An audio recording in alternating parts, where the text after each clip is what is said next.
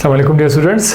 आज हम chapter gaseous exchange से पढ़ते हैं अपर रेस्पिरेटरी डिसऑर्डर्स। चूंकि चैप्टर का नाम है गैशियस एक्सचेंज और वो है सांस के नाली से रिलेटेड, सांस का जो निज़ाम है रेस्पिरेटरी सिस्टम से रिलेटेड है, तो चैप्टर आलमोस्ट हमने ख़त्म किया हुआ है। अब हम कुछ डिसऑर्डर्स की तरफ आते हैं। बीमारियाँ जो आपकी सांस की जो नाली है रेस्पिरेटरी ट्रैक्ट, इसके दो हिस्से हैं। एक है अपर रेस्पिरेटरी ट्रैक्ट और दूसरा है लोअर रेस्पिरेटरी ट्रैक्ट।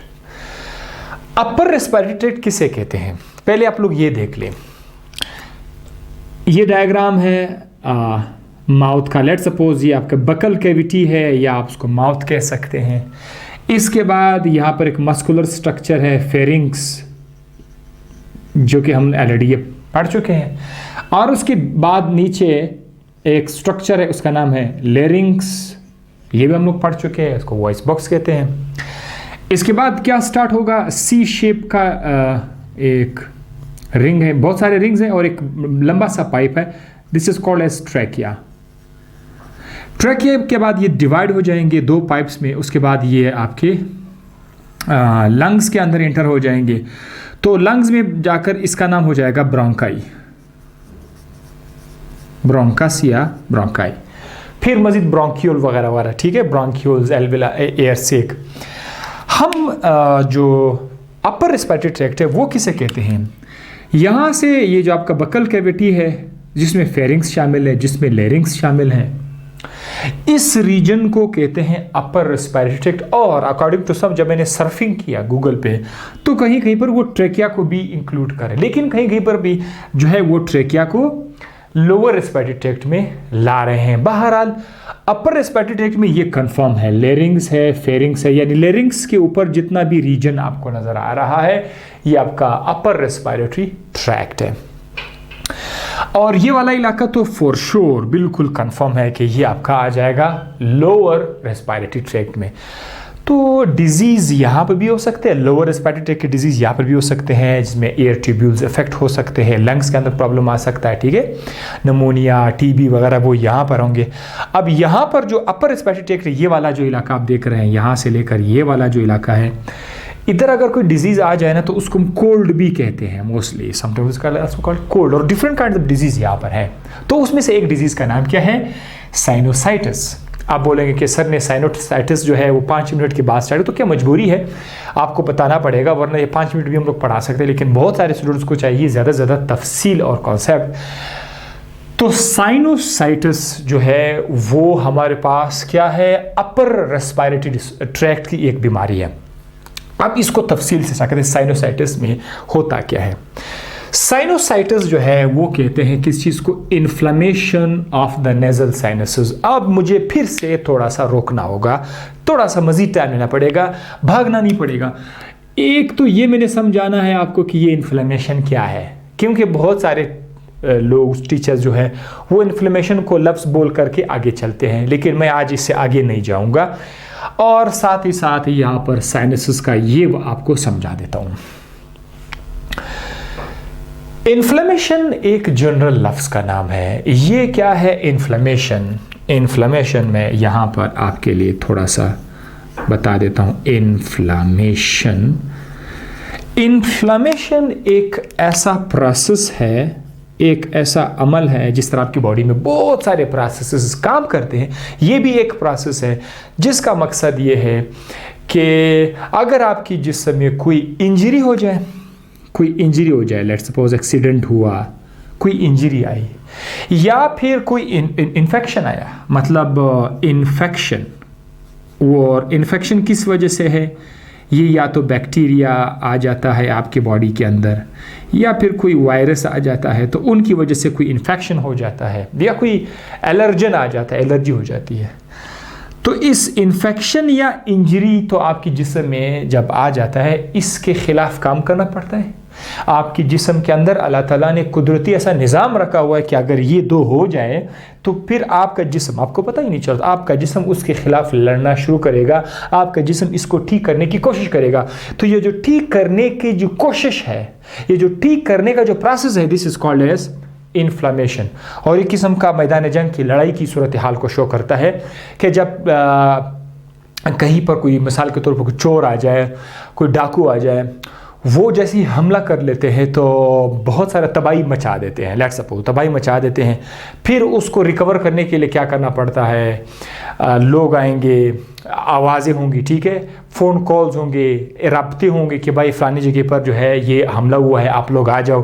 तो अगर आग लगी हुई तो वो फायर एक्सटिंग्विशर जो आग बुझाते हैं वो आ जाएंगे, एक अजीब सी हलचल प्रोड्यूस हो जाएगी।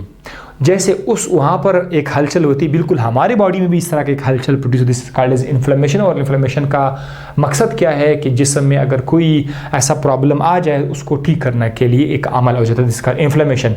और ये इन्फ्लेमेशन जब आपके जिस्म में होता है तो उसकी कुछ निशानी है। इन्फ्लेमेशन जब भी आपकी बॉडी में आता है तो उसकी कुछ निशानी है। वो क्या है, उसमें पेन शामिल है, दर्द होगा, मतलब आपके जिस्म में जहाँ पर भी इन्फ्लेमेशन है वहाँ पर दर्द होगा, वहाँ पर रेडनेस होगी, ठीक है, वहाँ पर हीट होगा, वो जगह गर्म भी होगा, सुर्ख भी होगा, गर्म भी होगा, दर्द भी होगा, और स्वेलिंग, वो जगह सूज गया होगा, जैसे कभी कभी बॉल लग जाता है, या बॉक्सर लोग बॉक्सिंग करते हैं तो ये जगह या ये जगह इस पे इन्फ्लेमेशन आ जाती है। तो वो आपने के स्टार्ट में सुर्ख होता है, फिर जो है ना सूज जाता है, बाज़ों को तो ब्लैक भी हो जाता है, ठीक है, ग्रीन कलर का हो जाता है। तो ये सारे के सारे इन्फ्लेमेशन के निशान। या आप खुदा न खास्ता आपकी एक्सीडेंट हो जाती है, आप गिर जाते हैं, तो गिरने के बाद आपका जिस्म का जो हिस्सा इफेक्ट हो जाता है वो ये प्रोसेस से गुजर जाता है, तो ये पेन, रेडनेस, हीट, ये इन्फ्लेमेशन में आ जाता है। तो अब साइनोसाइटिस की तरफ दोबारा आता है। साइनोसाइटिस इन्फ्लेमेशन है किस चीज़ का, साइनसिस का। अब साइनसिस को मैं बताता हूँ कि साइनसिस क्या है। साइनसिस कहते हैं हमारे बॉडी के अंदर कैविटीज़ को। किसको कहते हैं, कैविटीज़। और कहाँ पर होते हैं, हमारे हड्डियों के अंदर। ये खासकर ये जो फेशियल बोन है, यह आपका जो हड्डी है यहाँ पर, इन हड्डियों के अंदर छोटे छोटे कैविटीज़ हैं, ठीक है। लेट सपोज ये मैं एक डायग्राम लिख लेता हूँ, ये ठीक है, और पोजीशन ले देता हूँ। सपोज करते हैं कि ये आपका आईज़ का पोजीशन है, ठीक है। सो ये यहाँ ये आपका माथा आएगा, ठीक है, यहाँ से फिर आपका नोज़ वाला रीजन स्टार्ट हो जाएगा, ये आपका फोरहेड है। तो ये हड्डी तो है, इन हड्डियों में यहाँ पर स्पेसेस होते हैं, स्पेसेस, ठीक है, यहाँ पे स्पेसेस होते हैं। कहाँ पर, यहाँ पर स्पेसेस होते हैं हड्डी। अब आपको इधर तो नज़र नहीं आ रही, जिल्द के नीचे हड्डी होगी, उस हड्डी के अंदर छोटे छोटे खड्डे होंगे, स्पेसेस होंगे यहाँ पर, ठीक है, यहाँ पर, और ख़ासकर यहाँ पर जो है जिसे मैक्सिलर साइनसिस कहते हैं। और कहते हैं इसके 4 जोड़े होते हैं, 4 पेयर्स होते हैं, 4 जोड़े ये आपके चेहरे के अंदर होते हैं। इन स्पेस का काम क्या है, अभी मैं यहाँ से एक स्पेस को बाहर निकाल देता हूँ, ठीक है। ये मैंने क्या किया, एक स्पेस को, आप इस स्पेस को आप बोलते हैं साइनस बोलते हैं, ठीक है। आपकी हड्डी के अंदर एक साइनस मैंने उठा लिया। इस साइनस के अंदर क्या है, एक मेम्ब्रेन है, सेल्स है, ठीक है, मतलब इसमें सेल्स है, 1 cell, 2 cell, 3 cell, 4 cell, 5 cell, बहुत सारे सेल्स है। तो हम ये कहेंगे कि सेल्स का एक लेयर है। और यहाँ पर जो सेल्स है वो क्या करते हैं, वो म्यूकस को सिक्रीट करते हैं, म्यूकस। अब म्यूकस एक प्रोटेक्टिव रोल अदा करते हैं, किस्म का लिक्विड है म्यूकस। जिस तरह आपके मुंह के अंदर सलाइवा है, सलाइवा के अंदर म्यूकस है, तो ये म्यूकस एक हिफाजती लिक्विड है, ठीक है। इसके अंदर मैंने ये भी देखा केपी बोर्ड में कि इसके अंदर एंटीबॉडीज़ भी हैं, यानी अगर ये एंटीबॉडी जो है बैक्टीरिया और वायरस की हिफाजत के लिए। तो ओवरऑल मैं ये कहूँगा कि ये जो म्यूकस है ये एक ऐसा लिक्विड है जिसका काम है हिफाजत करना। और ये कौन बनाते हैं, ये आपकी जो साइनसेस हैं, ये साइनसेस जो है ये म्यूकस बनाते हैं। और फिर यही जो म्यूकस है इनकी ड्रेनेज होती है आपके नाक के थ्रू, यानी ओवरऑल ये आपके नाक के अंदर का जो इन्वायरमेंट है उसको म्यूकस से जो है लाइन कर देता है, आप प्रोटेक्शन के लिए। तो ये नॉर्मल ऐसा होता है। अब अगर ये कैविटीज़ में लड़ाई स्टार्ट हो जाए, अब अगर इन कैविटीज़ में इन्फ्लेमेशन स्टार्ट हो जाए, तो इस प्रोसेस को क्या कहेंगे? साइनोसाइटिस कहेंगे। साइनोटिस जो है वो इन्फ्लेमेशन को कहते हैं। यहाँ पर जब भी मैं अक्सर अपने स्टूडेंट को बताता हूँ, TIS, टिस जो है ये किसको कहते हैं? इन्फ्लामेशन को कहते हैं, टिस, इन्फ्लामेशन। तो इन्फ्लामेशन ऑफ द साइनसेस, ये आ गया डेफिनेशन। अब मत इसकी वजूहात क्या है, कॉजेज क्यों होता है ये साइनसिस, और इसके रिस्क फैक्टर्स, यानी किन किन चीज़ों से ये बीमारी मज़ीद भड़क जाती है और एक्सट्रीम हालत पे चले जाते हैं, या इसकी वजह से बीमारी मज़ीद स्ट्रॉन्ग हो जाती है। रिस्क फैक्टर्स क्या क्या हैं? बैक्टीरिया कॉज कर सकते हैं, वायरसेस हो सकते हैं, और ड्राइनेस, जब कभी कभी आपके कमरे में, ऑफिस में बहुत ज़्यादा ड्राइनेस है, ख़ास करके जो लोग AC लगाते हैं, एयर कंडीशन, ये क्या करते हैं? ये वहाँ पर ड्राइनेस काज करते हैं। आपने अक्सर देखा होगा लोगों का गला ख़राब हो जाता है और वो AC रूम में बैठते हैं, तो या गाड़ी के अंदर वो ऐसा हो सकता है, या अगर वो AC है ही नहीं, वैसे ओवरऑल इन्वायरमेंट काफ़ी ड्राई है, तो उसमें भी ये मसला हो सकता है। और एलर्जी इसका बहुत बड़ा रीज़न। एलर्जी से भी आपको पता है, एलर्जी में आपके नाक के अंदर कोई डस्ट पार्टिकल आके, या कोई पोलन, जैसे कि कुछ प्लांट्स होते हैं, वो प्लांट कुछ ख़ास किस्म के रिप्रोडक्टिव स्ट्रक्चर छोड़ देते हैं, इसको तो पोलन कहते हैं। वो पोलन अगर आपके सांस की नाली में आ जाता है, तो आपका जिस्म उस पोलन के खिलाफ इन्फ्लेमेशन स्टार्ट कर लेता है। तो इनमें से सबसे इंपॉर्टेंट रीज़न जो है, एलर्जी हो सकते हैं, ड्राइनेस और वायरस। ये बैक्टीरिया बहुत कम है कि सेकेंडरी काज में आ जाता है बैक्टीरिया, लेकिन ये बहुत ज़्यादा है। ये थे इसके कॉजेज एंड रिस्क फैक्टर्स। अच्छा, इसमें डस्ट भी आता है। डस्ट, तो डस्ट को अलग नाम भी दिया जा सकता है, और उसको मैं एलर्जी में भी डाल सकता हूँ। धुआं बहुत ज़्यादा है, डस्ट है, तो उसे भी ये काज हो सकता है। अच्छा, अगर किसी को साइनोसाइटिस हो जाए तो क्या होगा? ठीक है, व्हाट विल हैपन? शॉर्ट कुछ ज़्यादा देर के लिए, जो थोड़े से टाइम के लिए जो है वो है फीवर, बुखार होगा उसको मोस्टली। नेज़ल ऑब्स्ट्रक्शन, नाक बंद होगा। ठीक है, ज़ाहिर है लिक्विड जो है वो यहाँ पे साइनस में जो लिक्विड बन रहा था, वो अब जो है आपके नाक के थ्रू आएंगे, तो मोस्टली आपका नेज़ल नाक जो है वो आपका ऑब्स्ट्रक्ट यानी ब्लॉक हो जाएगा। ठीक है, क्योंकि खून की नालियाँ भी यहाँ पर है और वो इतना ज़्यादा स्वेल करेंगी, डायलेट हो जाएंगी कि आपके सांस की नाली को, जो नाक के अंदर है, उसको ब्लॉक करेगी। इसीलिए बात बोलते बोलते अजीब सा लगता है जब वो बोल रहा होता है। ठीक है, टिपिकल अंदाज, वो नू नहीं बोल सकता है। ठीक है, जैसे कि नान, तो वो एन सही प्रोनाउंस नहीं कर सकते, इसका नाक बंद होता है। आपने कभी चेक किया होगा। नेज़ल डिस्चार्ज, ठीक है, तो नाक से पानी भी आ रहा होगा। ये कभी कभी पानी आ रहा होगा तो कभी बंद होगा, कभी आ रहा होगा तो कभी बंद होगा।